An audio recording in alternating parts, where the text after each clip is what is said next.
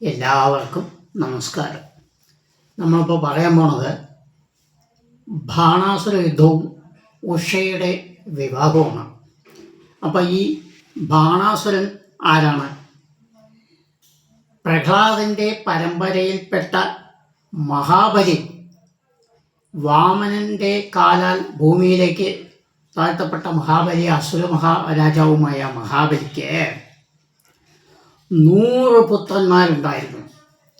അവരിൽ പ്രഗത്ഭനും ശക്തിമാനും മൂത്തവനും ആയ അസുരനാണ് ബാണാസുരൻ. ഇദ്ദേഹം ശോണീപുരം എന്ന ഒരു രാജ്യത്താണ് വാണിരുന്നത്. അപ്പോൾ ഈ അസുരന്മാർക്കൊക്കെ ഒരു പ്രത്യേകതയുണ്ട്.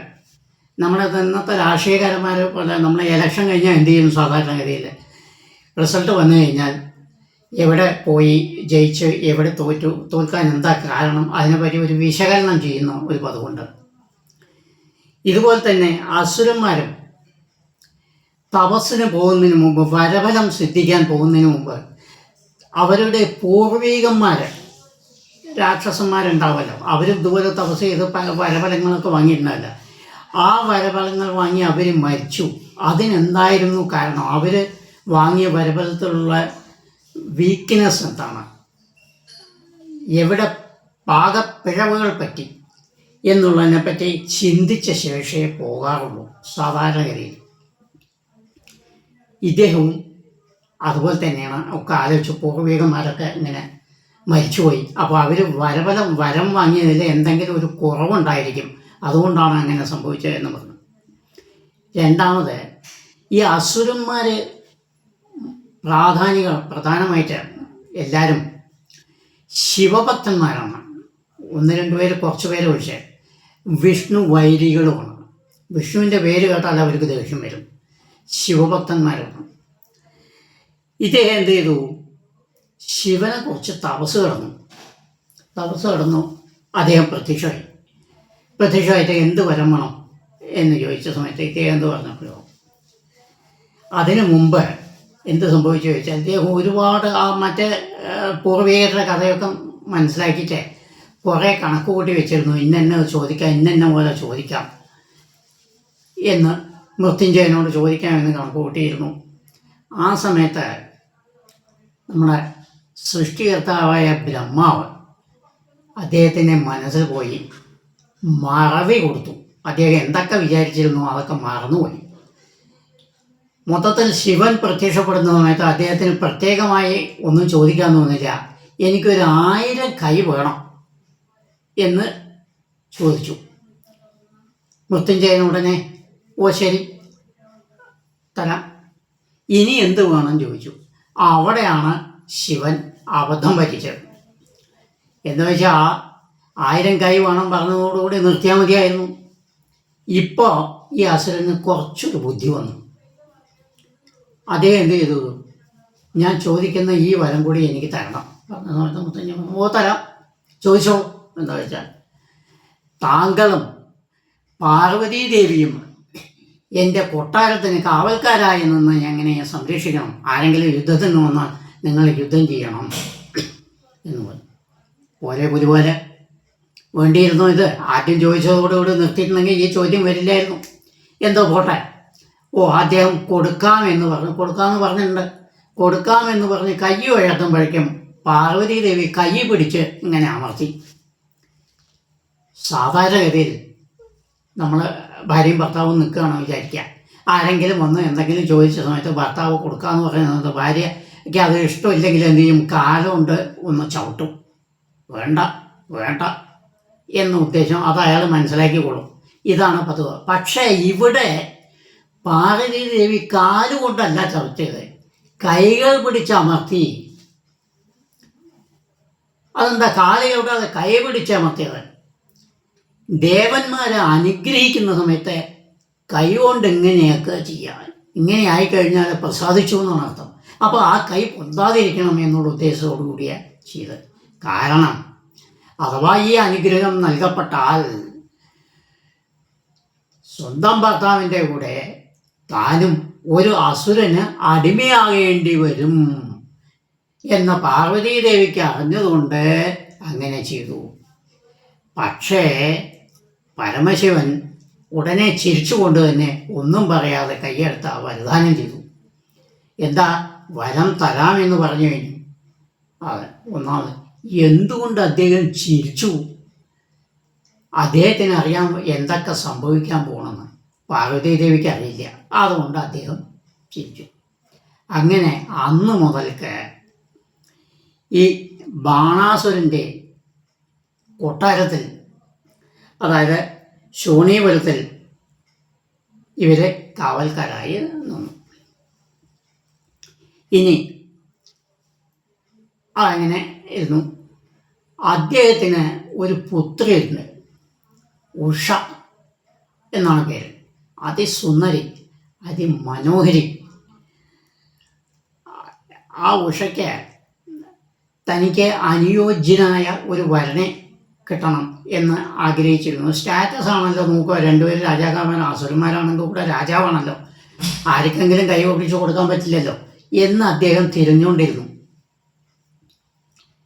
അപ്പോൾ ഉഷയ്ക്കും നല്ലൊരു വരനെ കിട്ടിയാൽ കൊള്ളാമെന്നൊരാഗ്രഹം. അങ്ങനെ ഉഷ ഒരു ദിവസം പ്രാർത്ഥിച്ചുകൊണ്ടിരിക്കുന്ന ഒരു ദിവസം ഈ പാർവതി ദേവിയെ ഇങ്ങനെ തൊഴുതുകൊണ്ട് അപേക്ഷിച്ചു, എനിക്കിങ്ങനെ ഒരു നല്ലൊരു ഭർത്താവിനെ കിട്ടണം എന്ന് പറഞ്ഞിട്ട് ദേവി അവർ പ്രസാദിച്ചു പറഞ്ഞു, ഇന്നത്തെ ദിവസം 30ാമത്തെ ദിവസം തികയുമ്പോൾ നീ ഒരു സ്വപ്നം കാണും. ആ സ്വപ്നത്തിൽ ഒരു സുന്ദരനായ ഒരു ചെറുപ്പക്കാരനെ കാണാനിടയാകും. അയാൾ ആയിരിക്കും നിന്റെ ഭർത്താവായി തീരും എന്ന് അനുഗ്രഹിച്ചു. അപ്പോൾ അതിൻ്റെ ഇടയിൽ ഈ ബാണൻ എന്ത് ചെയ്തു? ശിവൻ്റെ അടുത്ത് പോയി വീണ്ടും പറഞ്ഞു, കുറച്ച് കഴിഞ്ഞാൽ എനിക്ക് ഈ 1000 കൈ ഉള്ളതുകൊണ്ട് ഭയങ്കര ബുദ്ധിമുട്ടായിരിക്കും. നമ്മുടെ കയ്യിൽ 2 കൈ ഉണ്ടായിട്ട് എന്തൊക്കെ ചെയ്യണോ ആൾക്കാർ, നമുക്കറിയില്ലേ എന്തൊക്കെ വൃത്തികേടാ ഇന്നത്തെ ലോകത്ത് നടക്കുന്ന. അപ്പോൾ ഈ 1000 കൈ ആണെങ്കിൽ അയാൾ എന്തൊക്കെ ചെയ്യും അത് നമുക്ക് ഊഹിക്കാമല്ലോ. പക്ഷെ അയാളും അത് വിചാരിച്ചു, ഈ 1000 കൈ ഉള്ളത് എനിക്ക് വേണ്ട എന്ന് പറഞ്ഞു. പരമേശ്വരൻ പറഞ്ഞു, ആയിക്കോട്ടെ, കുഴപ്പമില്ല, നിന്നെ ഈ 1000 കൈ വെട്ടിമാറ്റാൻ ഒരു പ്രഗത്ഭനായ ഒരാൾ ഇവിടെ വരും. അത് എന്നാണ് ചോദിച്ചാൽ, ഈ കൊട്ടാരത്തിൻ്റെ മുറ്റത്തിരിക്കുന്ന കൊടിമരം എന്ന് വീഴുന്നുവോ അന്നായിരിക്കും അദ്ദേഹത്തിൻ്റെ വരവ്.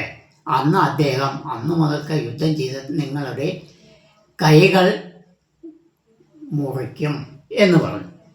അതിനെനിക്ക് ഇങ്ങനെ പറഞ്ഞു. അപ്പോൾ ഉഷ പോയി 30 ദിവസം കഴിഞ്ഞ സമയത്ത് പറഞ്ഞ പോലെ സ്വപ്നത്തിൽ അതിസുന്ദരനായ ഒരു ചെറുപ്പക്കാരനെ കണ്ടു. കണ്ട സമയത്ത് ഉഷയ്ക്ക് അതിനെ ആഗ്രഹമായി. പിറ്റേ ദിവസം ഇദ്ദേഹം കുംഭാണ്ഡൻ എന്നാണ് അദ്ദേഹത്തിൻ്റെ, നമ്മുടെ ബകാസുരൻ്റെ മന്ത്രി കൂട്ടുകാരൻ കുംഭാണ്ഡൻ. അദ്ദേഹത്തിന് ഒരു പുത്രി ഉണ്ടായിരുന്നു, ചിത്രലേഖ. ഈ ചിത്രലേഖയും ഉഷയും തമ്മിൽ ഭയങ്കര സുഹൃത്തുക്കളായിരുന്നു. ഒന്നാമത് മന്ത്രിയുടെ പുത്രി, രണ്ടാമത് രാജകൊട്ടാരത്തിൽ ഒന്നായി ജീവിക്കുന്ന. ഇനി ഈ ചിത്രലേഖയ്ക്ക് വേറെ ഒരു പ്രത്യേകത ഉണ്ടായിരുന്നു. എന്താണ്? നല്ലൊരു ചിത്രകാരിയായിരുന്നു. ആരെങ്കിലും എന്തെങ്കിലും പറഞ്ഞാൽ ഏതെങ്കിലും രൂപങ്ങൾ പറഞ്ഞാൽ മതി, ആ രൂപം വരയ്ക്കാനുള്ള കഴിവുണ്ടായിരുന്നു. ഒന്ന്. രണ്ടാമത് മായാവതിയായിരുന്നു. അതായത് എന്ത് വിചാരിച്ച മായയിൽ എവിടെ വേണമെങ്കിലും പോകാനുള്ള കഴിവ്. ഇത് രണ്ടും ഈ ചിത്രലേഖയ്ക്കുണ്ടായിരുന്നു. അപ്പോൾ ഉഷ ചിത്രലേഖയോട് പറഞ്ഞു, ഇങ്ങനെ ഞാൻ സ്വപ്നം കണ്ടു, ഇങ്ങനെ ദേവി പറഞ്ഞ വാക്കൊക്കെ അവർക്കറിയാം, എന്താ കൂട്ടുകാരിയാണല്ലോ. പറഞ്ഞു, അത് ഞാൻ ഒരു ആളെ കണ്ടു പറഞ്ഞു. അപ്പോൾ ചിത്രലേഖ പറഞ്ഞു, ശരി, അയാളുടെ രൂപങ്ങൾ പറയൂ, ഞാൻ വരയ്ക്കാം. അപ്പോൾ ഇന്ന രൂപം പറഞ്ഞു. ചിത്രലേഖ പല ചിത്രങ്ങൾ വരച്ചു കൊടുത്തു. അതിലൊന്നും തൃപ്തരായില്ല. ഒടുവിൽ ഒരു ചിത്രം വരച്ച് കാട്ടി. നോക്കിയ സമയത്ത് അത് പ്രദ്യുമ്നൻ്റെ രൂപമായിരുന്നു. അപ്പോൾ ഏകദേശം ഇതാണ്. അപ്പോൾ അവർക്ക് പിടികിട്ടി, ഇത് പ്രദ്യുമ്നൻ്റെ പുത്രൻ അനിരുദ്ധൻ്റെയാണ് എന്ന് പറഞ്ഞ് അനിരുദ്ധൻ്റെ ചിത്രം വരച്ച് കാട്ടിക്കൊടുത്ത സമയത്ത് ഇത് തന്നെയാണ്, ഇദ്ദേഹം തന്നെയാണ് എന്ന്. പ്രദ്യുമ്നൻ്റെ പുത്രൻ അനിരുദ്ധൻ, അതായത് രുക്മിണിയുടെ പേരക്കുട്ടി, ശ്രീകൃഷ്ണൻ്റെ പേരക്കുട്ടി, ശ്രീകൃഷ്ണൻ്റെ മൂത്ത പുത്രനാണല്ലോ അദ്ദേഹം പ്രദ്യുമ്നൻ്റെ പുത്രനാണ് അനിരുദ്ധൻ. ഇനി വേറൊന്നുണ്ട് കേട്ടോ. ഈ വിവാഹം കഴിഞ്ഞ ശേഷം അനിരുദ്ധന് വേറൊരു വിവാഹം കൂടിയും കഴിയുന്നുണ്ട്. സ്വന്തം അമ്മാവൻ്റെ മകൻ്റെ പുത്രിയെ, രുചി എന്നാണ് അവർക്ക് പേര്, അവരെ കഴിക്കുന്നുണ്ട്. അത് ഞാൻ കഴിഞ്ഞ ഇതിൽ പറഞ്ഞിട്ടുണ്ട്, ഇന്നലെ പറഞ്ഞു തോന്നുന്നു. അതെന്താ കേട്ടോ, അതിന് മുമ്പാണ് ഈ ഉഷാ വിവാഹം നടക്കുന്നത്. അപ്പോൾ ഉഷയെ പറ്റി പറഞ്ഞ സമയത്ത് ഇവർ വേഗം മായാരൂപം എടുത്ത് അവിടെ പോയി. അവിടെ പോയ സമയത്ത് പ്രദ്യുമ്നൻ നല്ല ഉറക്കമാണ്, രാത്രി ദ്വാരകയിൽ ഉറക്കമാണ്. ഉടനെ മായാവതി പ്രദ്യുമ്നെ എടുത്തുകൊണ്ട് ഇവിടെയൊക്കെ ശോണിതപുരത്തേക്ക് വന്നു.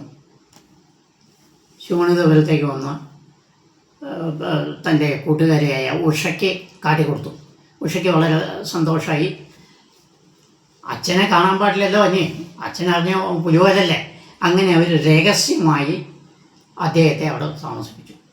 അപ്പോൾ അദ്ദേഹം പറഞ്ഞു, ഞാൻ ശ്രീകൃഷ്ണൻ്റെ പേരക്കുട്ടിയാണ്, ഇങ്ങനെ പ്രദ്യുമ്നൻ്റെ മകനാണ്, അനിരുദ്ധൻ എന്നാണ് എൻ്റെ പേര് എന്നൊക്കെ പറഞ്ഞു. ഇവർ പറഞ്ഞു, എനിക്ക് നിങ്ങളെയാണ് ആവശ്യം എന്നൊക്കെ പറഞ്ഞു. അങ്ങനെ കഴിച്ചുകൂട്ടി, കുറേ ദിവസം കഴിച്ചുകൂട്ടി, ഏതാണ്ട് 30 ദിവസം കഴിച്ചുകൂട്ടി. അതിൻ്റെ ഇടയ്ക്ക് ഇദ്ദേഹത്തിന് ബാണന് സംശയം തോന്നി. ഇവരുടെ തൻ്റെ കൂട്ടുകാരുടെ ഇതിൽ സംശയം തോന്നിയ സമയത്ത് എങ്ങനെയോ അദ്ദേഹം ഈ കുമ്പാണ്ടൻ മുഖാന്തരം വിവരം അറിഞ്ഞു ഇയാളിവിടെ വന്നിട്ടുണ്ടെന്ന്. ഉടനെ പിടിച്ച് കാരാഗ്രഹത്തിലാക്കാൻ പറഞ്ഞു. കാരാഗ്രഹം പറഞ്ഞാൽ എന്താണ്? ജയില്. സംസ്കൃതത്തിലും മലയാളത്തിലും കാരാഗ്രഹം എന്ന് പറയും. ജയിലിലടച്ചു. ഒരുപോലെ ഇനി എന്താ ചെയ്യുക?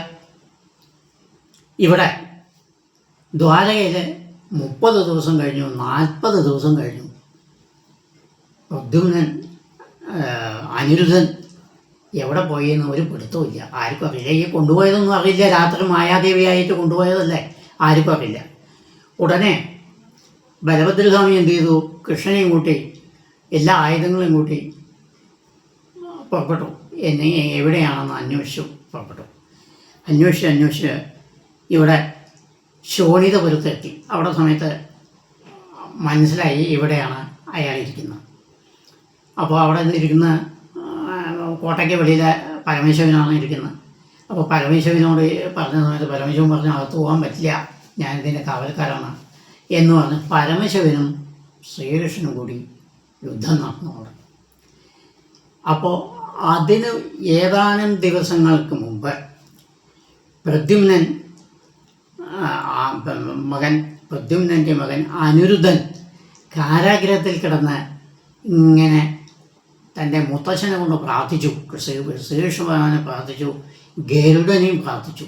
അപ്പോൾ ഗരുഡ ഭഗവാൻ അവിടെ പ്രത്യക്ഷമായി ഒരുപാട് സഹായങ്ങളൊക്കെ ചെയ്തു.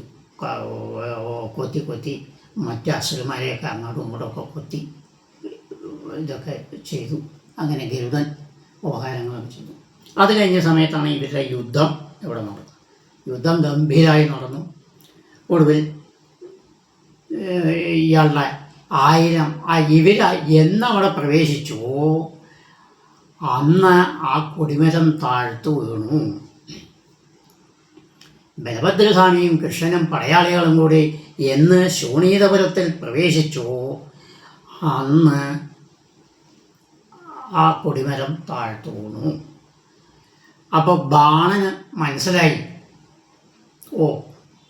നമ്മളുടെ യുദ്ധത്തിന് വന്നു കഴിഞ്ഞു എന്ന് പറഞ്ഞു. അങ്ങനെ യുദ്ധം ചെയ്തു. അങ്ങനെ 1000 കൈകളും വെട്ടി നിർത്തി. ഒടുവിൽ ശിവനും തോറ്റു. ശിവൻ തോൽക്കുമോ? കൃഷ്ണൻ ജയിക്കുമോ? കൃഷ്ണൻ തോൽക്കുമോ? ശിവൻ ജയിക്കുമോ? ഇത് രണ്ടുമില്ല. ഇതും ഒരു മായയുടെ ഭാഗമാണ്. ഒടുവിൽ ഇയാൾ നോക്കിയ സമയത്ത് എന്താണ്, ഇവിടെ നോക്കിയാൽ ശിവനെ കാണുന്നു, ഇപ്പോൾ നോക്കിയാൽ കൃഷ്ണനെ കാണുന്നു, ഇവിടെ നോക്കിയാൽ കൃഷ്ണനെ കാണുന്നു, ഇവിടെ നോക്കിയാൽ ശിവനെ കാണുന്നു. ആകെ പരിഭ്രമിച്ചു. ഒടുവിൽ യുദ്ധത്തിൽ തീർന്ന്. അപ്പോൾ ബലഭദ്രസ്വാമി അവനെ കൊല്ലാൻ പോയി. ഹലായുധം ഉപയോഗിച്ച്, ഗത ഉപയോഗിച്ച് കൊല്ലാൻ പോയ സമയത്ത് കൃഷ്ണൻ അതിനെ തടുത്തു. ഒടുവിൽ കൃഷ്ണൻ കൊല്ലാൻ പോയി. സുദർശന ചക്രവർത്തി ഇവനെ കൊല്ലാൻ പോയ സമയത്ത് പരമശിവൻ പറഞ്ഞു, അരുത്, കൊല്ലരുത്, അവൻ എൻ്റെ ഭക്തനാണ്, എൻ്റെ ഭക്തനായതുകൊണ്ട് താങ്കളുടെയും ഭക്തനാണ്, അതുകൊണ്ട് അവനെ കൊല്ലരുത് എന്ന് പറഞ്ഞ് ബാണാസുര യുദ്ധം നടന്നു. ബാണാസുരനെ കൊന്നില്ല. ഒടുവിൽ ബാണാസുരൻ തൻ്റെ തെറ്റൊക്കെ മനസ്സിലാക്കി മഹാവിഷ്ണുവിൻ്റെ ശ്രീകൃഷ്ണൻ്റെ കാല് പിടിച്ചു പറഞ്ഞു, ഇതാ ഉഷ എൻ്റെ മകളാണ്, താങ്കളുടെ പേരക്കുടിയായ അനിരുദ്ധനെ ഞാൻ കൊടുക്കാൻ സമ്മതമാണ് എന്ന് പറഞ്ഞ് അങ്ങനെ നല്ല രീതിയിൽ കലാശിച്ചു. അതാണ് ബാണാസുര യുദ്ധവും ഉഷയുടെ വിവാഹവും. അപ്പോൾ ഈ ഉഷയുടെ ഭർത്താവായ അനിരുദ്ധൻ ഇതിനു മുമ്പ് ഒരു വിവാഹം കഴിച്ചിട്ടുണ്ട്. ആരാണ്? സ്വന്തം മാമൻ്റെ രുക്മിണിയുടെ പുത്രൻ്റെ പുത്രി രുചി. അത് ആദ്യത്തെ രണ്ടാമതാണ്. ഇത് കഴിഞ്ഞ ശേഷമാണ് കേട്ടോ കഴിയുന്നത്. പക്ഷേ ഞാൻ അതിൽ പറഞ്ഞിട്ടുണ്ട്, അത് അത്രയേ ഉള്ളൂ, അതിനെ വിവരിച്ചിട്ടുണ്ട്. നമസ്കാരം. കേട്ടത് വളരെ നന്ദി.